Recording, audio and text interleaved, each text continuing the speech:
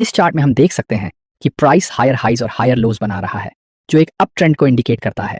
Break of structure को ढूंढने के लिए हम बस ये देखते हैं कि कहाँ प्राइस ने प्रीवियस हाइज को तोड़ा और नया हायर हाई बनाया, और वो पॉइंट है यहाँ। अब ये हमारा ब्रेक ऑफ स्ट्रक्चर बनता है, लेकिन ज़रूरी बात यह है कि जब तक कोई कैंडल प्रीवियस हाई के ऊपर क्लोज न कर दे, तब तक उसे ब्रेक ऑफ स्ट्रक्चर नहीं माना जाएगा। सिर्फ विक काम नहीं करता। जैसे ही ब्रेक ऑफ स्ट्रक्चर आइडेंटिफाई हो जाए, हम चलते हैं स्टेप 2 की तरफ, यानी सप्लाई या डिमांड जोन को आइडेंटिफाई करना।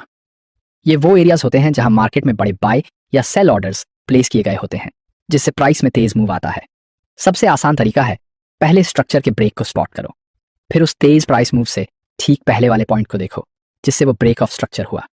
अगर मूव ऊपर की तरफ था तो उस शार्प मूव से पहले वाला एरिया डिमांड जोन कहलाता है, और अगर मूव नीचे की तरफ था तो वही एरिया सप्लाई जोन कहलाता है।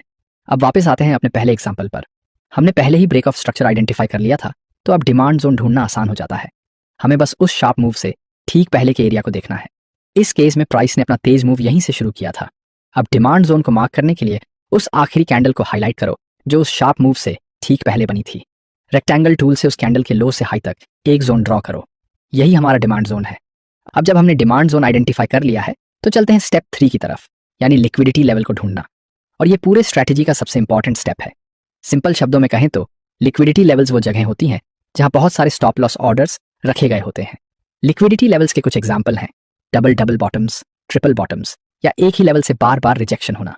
बात यह है कि जब कोई लेवल बहुत ऑब्वियस बाउंस पॉइंट लगता है, तो बहुत सारे ट्रेडर्स वहां पर लॉन्ग पोजीशन ले लेते हैं और अपना स्टॉप लॉस ठीक उस लेवल के नीचे रखते हैं।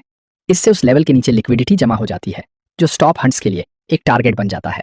तो जो हम ढूंढ रहे हैं वो है ऐसा कोई भी लिक्विडिटी लेवल जो हमारे डिमांड जोन के ऊपर बना हो। अक्सर क्या होता है कि प्राइस उस लेवल के नीचे ब्रेक करता है, लिक्विडिटी को स्वीप करता है और फिर हमारे डिमांड जोन से बाउंस करता है। यही बाउंस हमारी लॉन्ग अपॉर्चुनिटी बनती है।